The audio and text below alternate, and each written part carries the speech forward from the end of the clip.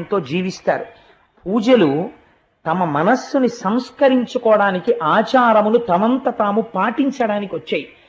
ఒక ఉపవాసం అనేటటువంటిది తక్కువ పదార్థాన్ని తీసుకుని శరీరాన్ని నిలబెట్టుకుని మరింత పవిత్రంగా పూజ చేసుకోవడం కోసమని ఉపవాసం అన్న ఆచారం వచ్చింది.